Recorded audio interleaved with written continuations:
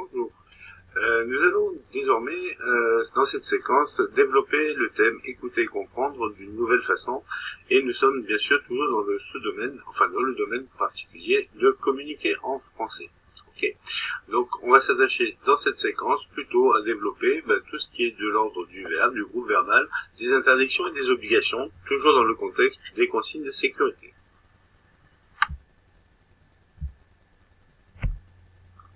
Comme vous l'avez vu avec Théo précédemment, en fait, il n'est pas, même si on a bien écouté, on n'a pas forcément toujours bien compris une consigne.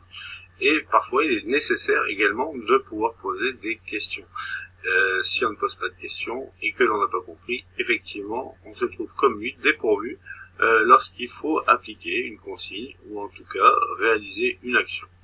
Donc, il est nécessaire également donc de bien identifier le verbe ou le groupe verbal, parce que c'est eux qui vont donner la tendance et qui vont vous permettre de bien assimiler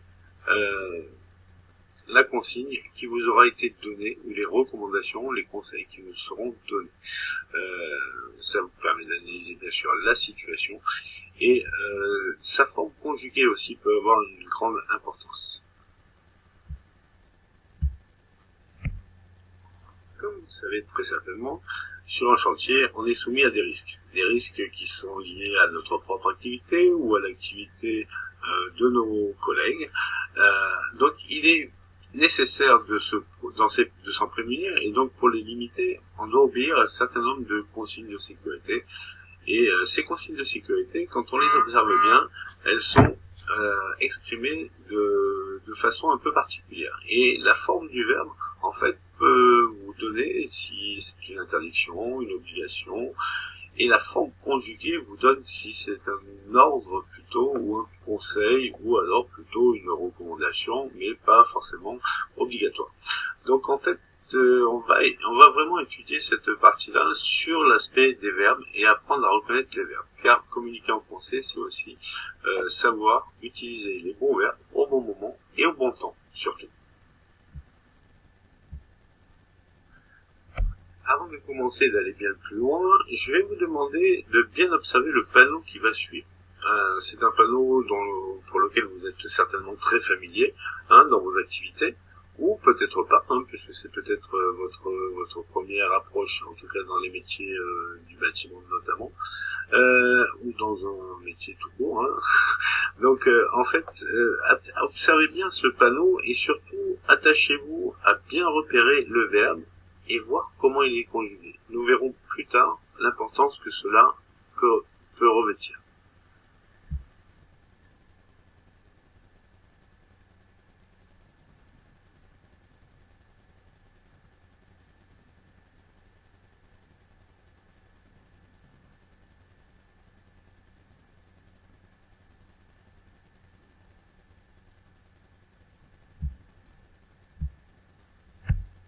Pour bien comprendre une phrase, en fait, il faut savoir reconnaître le verbe.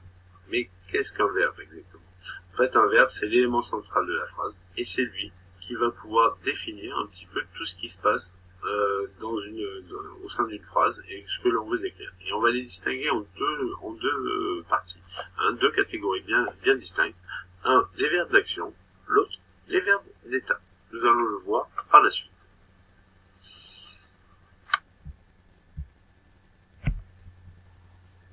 Donc nous avons nos deux catégories, les verbes d'action et les verbes d'état.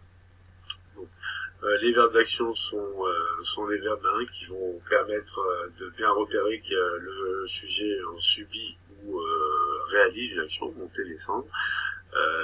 Ça se sont travaillés, ce sont des verbes d'action. Et les verbes d'état, eux, c'est plus sur le ressenti. On peut les utiliser. Alors le verbe être est toujours un verbe d'état, devenir, paraître, etc., sembler. Il me semble que la lumière est belle ce matin. Voilà, c'est un état. C'est une pensée que l'on a et que l'on subit. Ok. Enfin, donc je pense que vous pouvez maintenant bien faire la distinction entre les deux formes de verbes et les deux catégories de verbes surtout.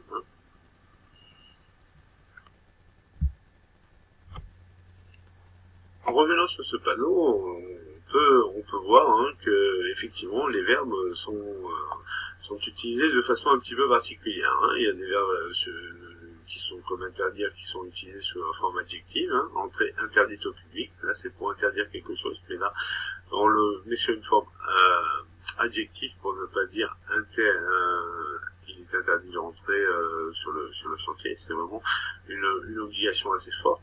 On a également les trois verbes qui sont utilisés dans un temps bien particulier, l'impératif présent, hein, à la deuxième personne du pluriel, on le verra un petit peu plus tard, respecter, utiliser, soyez. Là ce sont vraiment des ordres, pas des consignes, mais vraiment des ordres bien fermes. Et la dernière forme, c'est la sécurité et l'affaire de tous. Et là, c'est bien et l'affaire de tous, c'est bien un état, hein, c'est l'affaire de tous de suivre la sécurité. Et donc, c'est utilisé au présent. Donc, on a bien plusieurs formes de conjugaison de verbes pour pouvoir exprimer l'interdiction ou l'obligation. Donc, maintenant, vous pouvez mieux regarder ce panneau et mieux l'appréhender.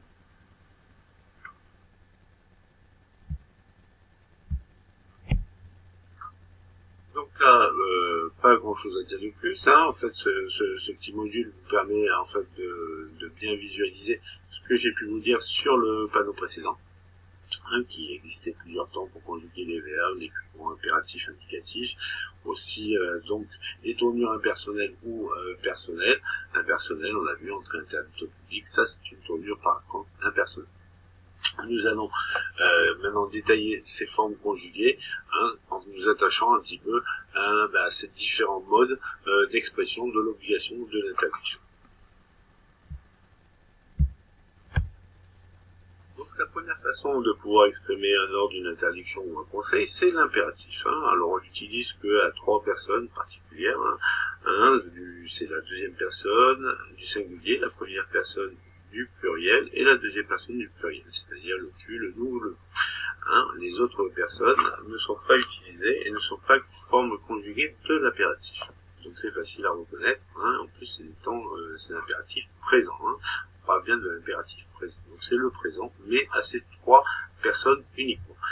Et là, effectivement, on s'adresse à des personnes ou quel que soit le public, en fait, directement, de façon impérative, donc on est dans une injonction et dans une phrase également impérative, hein, dans utiliser les équipements mis à votre disposition, respecter les consignes de sécurité, ça ce sont des modes impératifs et qui s'adressent vraiment aux personnes qui sont susceptibles de rentrer ou de travailler sur le chantier.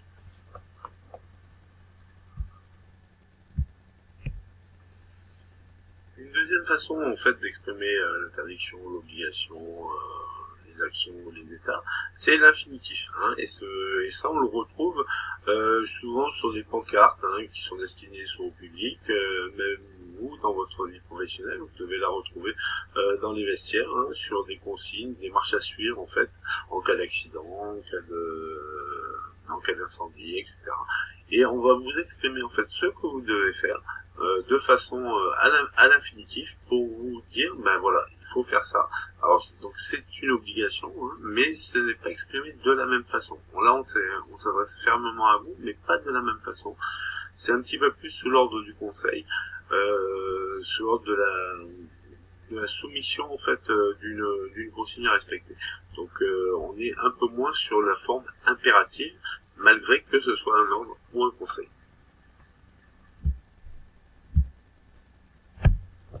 Donc ce panneau, vous devez le connaître très certainement, car on le retrouve dans beaucoup de domaines, hein, et notamment dans les domaines du bâtiment et de la construction.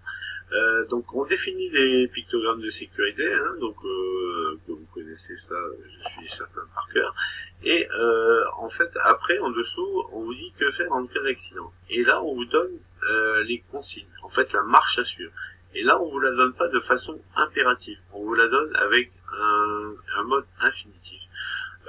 Ça se veut moins restrictif, c'est une obligation, mais en même temps, c'est une obligation de faire quelque chose, et plutôt en disant, voilà, la marche à suivre à faire, c'est celle-là. C'est presque plus un conseil, là, que de l'obligation. Bien que ce sont effectivement les démarches à faire en cas d'accident. Hein. Et donc là, on retrouve ce que je vous ai dit tout à l'heure, ôter les vêtements souillés, rincer abondamment la partie du corps, atteinte à grande eau pendant au moins 15 minutes, ne rien appliquer sur la brûlure, etc., etc., etc. Voilà.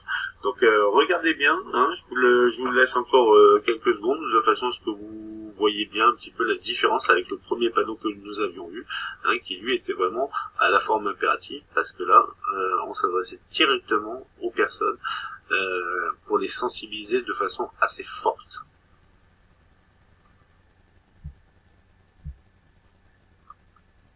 Donc la dernière forme à connaître, hein, donc en fait pour exprimer les obligations et les interdictions, en fait on peut utiliser des expressions, hein, comme il est interdiction de, entre interdite, défense de, etc.